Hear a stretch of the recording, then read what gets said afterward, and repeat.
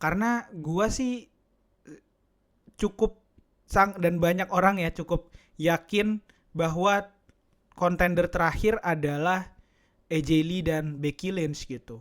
Nah, kalau Charlotte Flair mundur, pertanyaan besar sih siapa yang akan muncul membantu tim babyface dan apa motivasinya. Menurut gua kalau Charlotte Flair beneran out,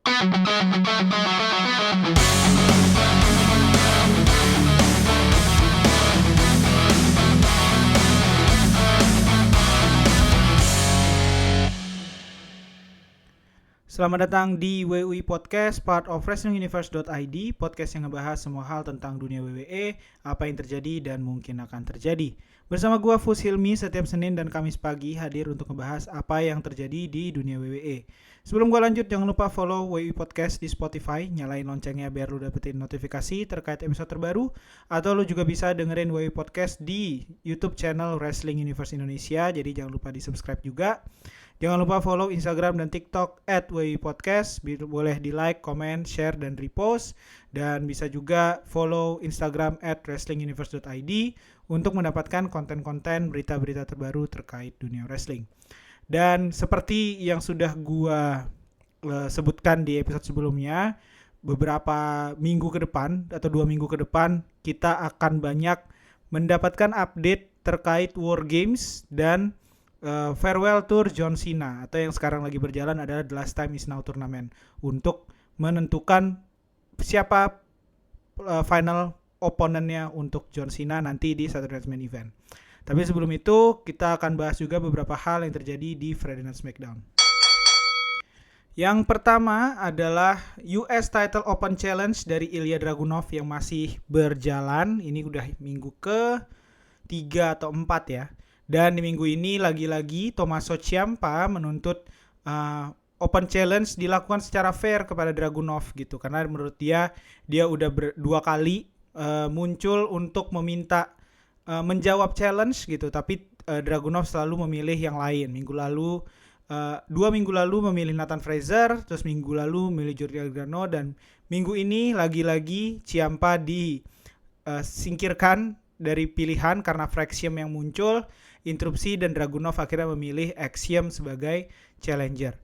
Pertandingan yang sangat atraktif, sangat luar biasa. Salah satu momen keren yang ada di pertandingan Ilya Dragunov versus Axiom adalah ketika Axiom mengaitkan tangan ke Dragunov, terus kemudian dia naik ke tali, lompatnya juga salto gitu ya, terus kemudian langsung di DT ke Dragunov. Itu momen yang luar biasa. Tapi pada akhirnya Ilya Dragunov kembali berhasil mempertahankan US title dengan H-bomb di akhir, Torpedo Moscow, terus kemudian H-bomb, sehingga ya udah habis Axiom ya, dari DIY dan Fraxium tinggal Tommaso Ciampa. Tapi minggu depan setelah beberapa kali interupsi Fraxium, akhirnya minggu depan kita akan lebih melihat DIY versus Fraxium dulu nih gitu. Nah kemudian nggak tahu gimana feud-nya Dragunov dengan Ciampa, tapi di minggu ini sebenarnya kelihatan bahwa topik feud-nya itu lebih ke Dragunov menganggap Ciampa itu nggak layak dapat kesempatan karena Ciampa ini jackass gitu, orang yang nggak layak lah. Sementara Ilya Dragunov melakukan Open Challenge ini untuk melanjutkan tradisi menyerahkan opportunity kepada orang-orang yang deserve gitu. Dan menurut dia Ciampa tidak berhak. Nah, apakah mungkin Ciampa pada akhirnya akan dethrone Dragunov? Gua agak ragu sejujurnya, tapi mungkin kita akan pada akhirnya akan melihat Tommaso Ciampa versus Ilya Dragunov untuk US title. Tapi di tengah kritik katanya WWE udah lewat masanya yang tua-tua, Ciampa kan termasuk yang tua ya. Harusnya naikin yang muda-muda. Gue agak ragu Tommaso Ciampa akan dapat kesempatan ngedethrone Ilya Dragunov. Tapi yes, gue yakin pada akhirnya kita akan lihat Ilya Dragunov versus Tommaso Ciampa sih. Selanjutnya ada feud antara Sami Zayn dan MFT yang masih berlangsung. Kali ini Sami Zayn muncul menentang MFT Dia bicara masalah naik turun di SmackDown, kemudian frustrasi karena diserang sama MFT. Solo Sikoa muncul, terus juga menyinggung Sami Zayn egois dan tidak loyal, dan akhirnya Sami Zayn langsung men-challenge Solo Sikoa dengan mengumumkan dirinya udah 100% medically clear gitu. Tapi tentunya di awal Sami Zayn cuma masuk sendiri, MFT langsung mengepung Sami Zayn. Tapi ternyata Sami Zayn bilang dia datang tidak sendiri, lalu dari belakang muncullah Rey Fenix, Shinsuke Nakamura, dan Motor City Machine Guns membantu Sami Zayn mengusir MFT. Kemudian di backstage akhirnya Solo Sikoa minta lawan Sami Zayn, tapi Nick Aldis bilang musuh lu terlalu banyak untuk cuman lawan Sami Zayn. Jadi akhirnya di set match MFT versus Sami Zayn, Rey Fenix, Shinsuke Nakamura, dan Motor City Machine Guns dalam 5 lawan 5 Survivor Series match di Friday Night SmackDown semalam sebelum Survivor Series War Games. Ini modelnya akan menjadi pertandingan klasik elimination match. Gue juga lupa sih bentuknya kayak gimana ya, tapi yang diiklankan sih ini akan jadi pertandingan yang sangat klasik. Menurut gue ini akan jadi pertandingan antara Solo Sikoa dan Sami Zayn pada akhirnya, karena keduanya gue lihat punya potensi jadi future superstar. Sami Zayn of course udah dia dengan membuka open challenge untuk US title pertama kali setelah merebut dari Solo Sikoa, itu udah ngeliatin bahwa dia punya potensi untuk jadi future superstars. Solo Sikoa dengan MFT-nya mulai membangun kestabilan storyline menurut gua, dan storyline yang jadi menarik gitu. Jadi 5 lawan 5 Survivor Series antara MFT melawan Sami Zayn and Friends ini akan sangat menarik untuk ditunggu. Kemudian yang terakhir sebelum kita masuk ke pembahasan tentang The Last Time Is Now Tournament dan War Games, ada pertandingan lagi-lagi penampilan singkat dan berkesan dari Jade Cargill melawan B-Fab. Setelah minggu lalu B-Fab sempat mengkonfront Jade Cargill gitu ya. Dan pertandingannya tadi seperti gue bilang singkat tapi sangat berkesan. Jade berhasil menghabisi B-Fab, tentunya diakhiri dengan Jaded. Dan di akhir match Michin, sahabat dari B-Fab, muncul menyelamatkan B-Fab, tapi kemudian juga mengkonfront Jade Cargill. Jadi kayaknya kita akan segera ngelihat mungkin minggu depan Jade Cargill versus Michin. Tapi yang gue notice adalah auranya Jade Cargill ya. Beda banget, super power banget. Ini benar-benar karakter Jade Cargill yang sangat mencuri perhatian menurut gue. Dengan aura seperti ini, dengan persona seperti ini, menurut gue tidak ada lawan yang layak selain Bianca Belair. Jadi mungkin kita tunggu aja gimana comebacknya Bianca Belair. Mungkin akan dihiasi dengan feud dengan Stephanie Stratton lagi untuk beberapa saat, tapi gua rasa nanti di WrestleMania gua yakin Jade Cargill akan menghadapi Bianca Belair sih. Nah, kita akan lanjut ke The Last Time Is Now Tournament, turnamen yang dibuat untuk menentukan final opponent dari John Cena di farewell tournya tahun ini, yang akan terjadi di Saturday Night Main Event Desember tanggal 13. Di SmackDown kemarin ada pertandingan antara Jey Uso melawan The Miz, laga yang cukup menarik, back and forth, dan kemudian Jey Uso menang dengan diving splash dan lanjut ke babak berikutnya. Gua mulai ngerasa seperti orang-orang pada umumnya boring ngelihat Jey Uso menang. Menurut gue di pertandingan ini Jey Uso memang mungkin future superstars, tapi gue rasa dengan promo yang dilakukan, dengan semua hal yang dilakukan oleh The Miz di turnamen ini, menurut gue The Miz lebih layak dapat kesempatan. Mungkin The Miz tidak akan sampai final, tapi at least lawan Jey Uso sih harusnya masih bisa lah menang gitu. Tapi gue paham karena The Last Time Is Now Tournament ini seperti yang dipromoin oleh John Cena juga, ini lawannya nanti akan kasarnya menjadi future superstars yang akan dipush gitu. Dan Jey Uso dari WrestleMania 41 kemarin ya, atau dari tahun inilah at least, Jey Uso memang salah satu future superstars yang sangat di push gitu. Tapi di pertandingan ini gue mulai ngerasa pushnya agak lebih berlebih gitu ya. Jey Uso walaupun di push jadi future superstars, tapi gue rasa dia juga harus merasakan kekalahan kecil seperti Down the Miz ini harusnya. Tapi ya at the end Jey Uso menang dan dia akan lanjut ke babak berikutnya.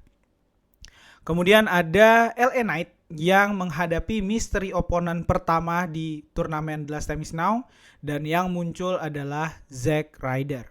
Zack Ryder muncul kembali sebagai surprise opponent. Ini sesuai dengan rumor yang beredar, atau apa ya, mungkin ini juga keinginan banyak fans gitu ya, Zack Ryder muncul kembali. Tapi sayangnya Zack Ryder berhasil dikalahkan oleh LA Knight, tentunya ditutup dengan BFT. Gue ngelihatnya memang Zack Ryder mungkin bukan surprise opponent atau mystery opponent yang bisa dipush dan menarik untuk jadi lawan terakhirnya John Cena. Tapi ini gue rasa ngebuka pintu menandakan mystery opponentnya John Cena nanti di turnamen ini mungkin sesuai rumor. Dan kita tahu di Monday Night Raw nanti Solo Sikoa akan juga melawan mystery opponent, dan gue rasa pilihannya mungkin antara Edge atau Dolph Ziggler seperti keinginan fans, seperti keinginan atau seperti rumor-rumor yang beredar. Dan kemudian di akhir setelah turnamen ini ada last drawing, 4 contender terakhir yang bertarung di Last Time Is Now turnamen adalah Carmelo Hayes melawan Big Bronson Reed. Kemudian ada Penta melawan Finn Balor. Ya, gue mengerti ini kenapa, karena tadi lagi-lagi The Last Time Is Now turnamen ini dipromoin oleh John Cena sebagai turnamen menemukan future superstars gitu, superstars muda gitu. Tapi sayangnya dengan sudah lengkap 16 contender dengan drawing terakhir di Friday Night SmackDown kemarin, berarti kita bisa lihat cuman Javon Evans dari NXT yang bisa dibilang talent muda. Sisanya sebenarnya talent muda juga, tapi udah di main roster gitu. Nah ini jadi kritik dari banyak orang karena kurang talent muda dari NXT, padahal niatnya mau mengorbitkan roster gitu. Jadi ya itu kritik, tapi gue bisa paham karena di main roster pun yang muda-muda masih kurang dapat tempat gitu, dapat spotlight. Jadi bisa dipahami gitu ya.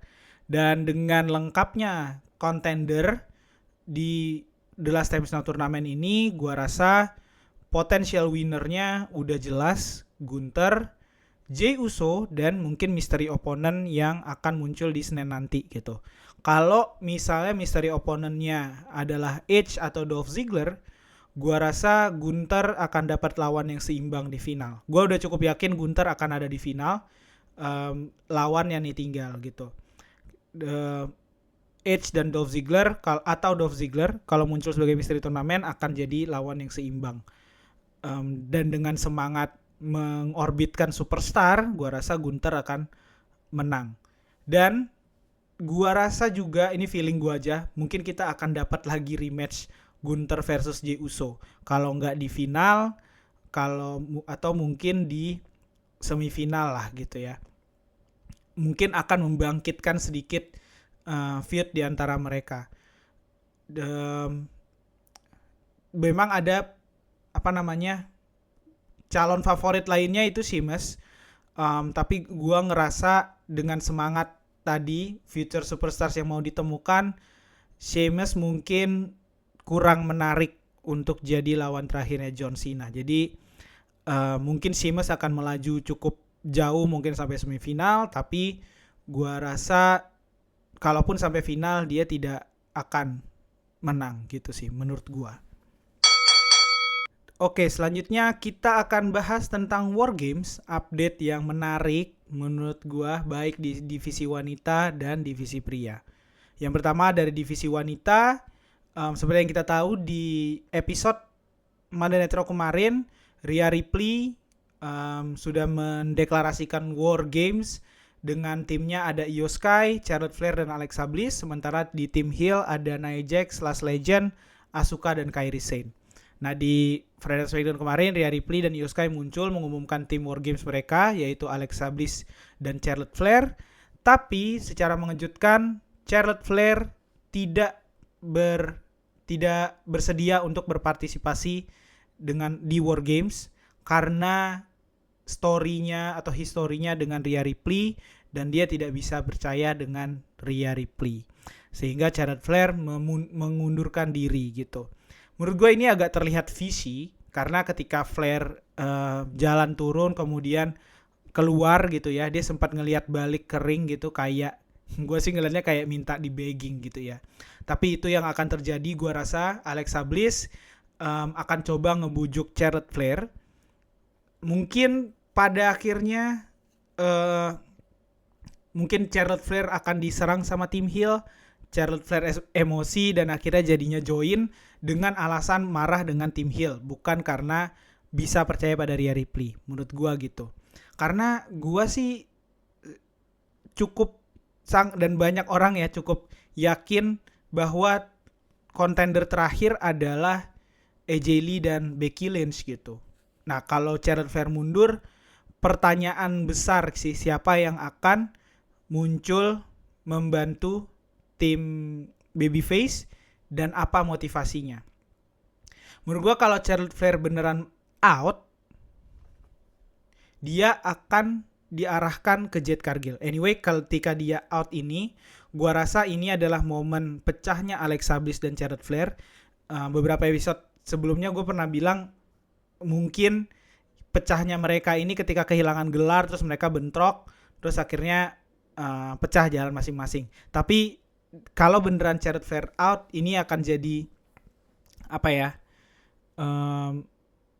pecah yang menarik lah gitu ya. Tidak membangkitkan feud dengan Alexa Bliss, tapi pecah gitu tag teamnya. Dan gua rasa dia layak diarahkan ke Jade Cargill untuk menantang WWE Women's Championship.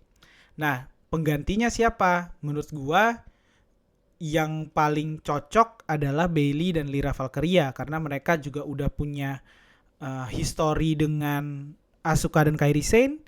Terus kemudian kemungkinan besar yang join di sana adalah Becky Lynch. Jadi Bayley dan Lyra Valkyria mungkin akan dibangkitkan feud mereka bertiga lagi nih gitu. Tapi ini akan membuat slot untuk AJ Lee jadi tidak ada. Nah, ditambah gue coba cari tahu, Lyra Valkyria ternyata pernah punya feud dengan Lash Legend. Nah, ini juga bisa jadi motivasi buat Lyra Valkyria gabung sendiri tanpa Bayley. Tapi kalau itu terjadi, Bayley-nya gimana gitu? Pertanyaan besar aja sih apa yang akan terjadi dengan Bayley. Kalau AJ Lee beneran nggak ada, kalau AJ Lee beneran ada dan Becky Lynch muncul di sana, nah ini pertanyaan yang paling lengkap sih emang harusnya Charlotte Flair di situ. Dan yang terakhir adalah update dari War Games di divisi pria. Di backstage di Friday Night SmackDown sebelum pertandingan terjadi gitu ya, Paul Heyman sempat menemui dan Nick Aldis bersama Bronson Reed menegaskan ke Nick Aldis kalau dia bisa rekrut siapa aja untuk War Games. Nah dari momen ini sebenarnya udah tercium ya bau-bau Paul Heyman akan melakukan sesuatu gitu. Nah terus kemudian di momen itu Cody Rhodes muncul ngusir Paul Heyman dan Bronson Reed dengan alasan kalau lo kesini bukan buat fight mending cabut kasarnya gitu. Tapi pada akhirnya Bronson Reed bilang ya gue di sini buat fight. Cody Rhodes mengiyakan. Terus kemudian Paul Heyman manas-manasin Cody Rhodes biar jadi match title. Dan akhirnya Cody Rhodes mengiyakan juga dan confirm Cody Rhodes melawan Bronson Reed jadi main event di Friday Night SmackDown kemarin untuk the Undisputed WWE Championship. Kemudian setelah momen itu Cody Rhodes sempat ketemu dengan The Usos di backstage setelah Jey Uso melawan The Miz ya di backstage. Terus kemudian Jimmy Uso datang, dia mengkonfirmasi kalau dia udah bilang ke CM Punk kalau dia akan join War Games. Cara yang terlalu mudah untuk Jimmy Uso join gitu ya, dan Yang menarik juga adalah responnya Jey Uso, kelihatan mimik mukanya kayak nggak happy gitu ya. Kayak kenapa sih harus Jimmy Uso gitu, kasarnya gitu. Gue rasa ini akan jadi sebuah apa ya, sebuah titik perpecahan lagi antara Jey Uso dan Jimmy Uso. Tapi juga banyak yang memprediksi Jimmy Uso mungkin akan jadi korban serangan OTK, orang tadi kenal, kayak Jade Cargill diserang Naomi di backstage, kayak Bayley diserang Becky Lynch. Mungkin Jimmy Uso akan jadi korban juga, dan apakah yang menyerang adalah Jey Uso nantinya? Itu bisa aja terjadi. Sehingga kalau itu terjadi, Jimmy Uso mungkin cedera, out, akan ada roster baru yang akan join ke tim face gitu. Nah, kemudian di pertandingan Cody Rhodes versus Bronson Reed, Cody Rhodes sebenarnya hampir menang, tapi kemudian di ringside Bron Breakker muncul dan menyerang sehingga pertandingan berakhir dengan disqualification, no contest. Disqualification, kemenangan untuk Cody Rhodes sebenarnya. Tapi terus kemudian Logan Paul juga gabung menyerang Cody. The Usos yang pas ketemu sebenarnya dia bilang kayak I got your back gitu ya ke Cody Rhodes, muncul membantu. Tapi kemudian kejutan adalah Drew McIntyre muncul dan juga mengclaimor Cody Rhodes ya. Nah di sini Nick Aldis sempat muncul marah-marah ke Paul Heyman karena seperti kita tahu Drew McIntyre sedang disuspend, tapi Paul Heyman lagi-lagi menegaskan bahwa dia bisa rekrut siapa aja. Sebenarnya dari ketika momen dia bilang itu di awal, kita udah tahu kemungkinan besar dia sebenarnya akan ngerekrut Drew McIntyre gitu ya. Dan kemudian di akhir Paul Heyman menyerahkan kontrak kepada Drew McIntyre sehingga confirm Drew McIntyre akan join tim heel di War Games. Jadi sekarang kondisinya udah 4 lawan 4 sebenarnya. Di tim babyface ada Cody Rhodes, CM Punk, Jey Uso dan Jimmy Uso. Dan di heel ada The Vision, Bron Breakker dan Bronson Reed, Logan Paul dan Drew McIntyre. Tinggal 1 slot lagi idealnya untuk masing-masing kubu, dan paling make sense ya tinggal Roman Reigns dan Brock Lesnar. Gue sempat lihat ada di X skenario yang mungkin terjadi adalah di Monday Night Raw nanti lagi-lagi tim heel akan mengacaukan tim babyface, kemudian The Usos di situ akan dihajar, kemudian Roman Reigns muncul menyelamatkan sepupunya The Usos, tapi terus kemudian Brock Lesnar akan muncul membantu juga gitu, sehingga jadi confirm 5 lawan 5 di situ. Nah, jika itu terjadi, pertanyaan besarnya adalah John Cena. John Cena yang udah featured di WWE.com untuk War Games. Apakah ini berarti John Cena tidak akan bergabung untuk War Games-nya? Nah, jika tidak bergabung, maka pertanyaannya adalah apakah berarti John Cena akan mempertaruhkan Intercontinental title-nya di Survivor Series sehingga di final match dia tidak bawa gelar gitu. Dan siapa yang akan menantang John Cena? Apakah Dominic Mysterio lagi atau bukan? Itulah yang terjadi di Friday Night SmackDown kemarin, update yang cukup besar untuk War Games dan The Last Time Now Tournament. The Last Time Now Tournament sudah lengkap kontendernya, kita tinggal menunggu bracket selanjutnya seperti apa. Mungkin yang kita perlu tunggu itu adalah mystery opponent juga di Monday Night Raw nanti, dan kemudian kita lihat aja bracketnya atau drawingnya seperti apa. Sementara untuk War Games, untuk divisi wanita, apakah Charlotte Flair benar-benar out, dan kemudian apa yang akan terjadi dengan masing-masing kubu. Dan kemudian untuk War Games divisi pria, kita tunggu siapa yang akan melengkapi masing-masing tim di War Games nanti. Kalau dari lu ada prediksi siapa yang akan join untuk War Games lagi, boleh di-share dan komen di episode ini, dan boleh juga kita ngobrol-ngobrol di Instagram ya. Dan jangan lupa WWE Podcast akan tayang 2 kali seminggu, Senin pagi dan Kamis pagi. Jangan lupa follow WWE Podcast di Spotify.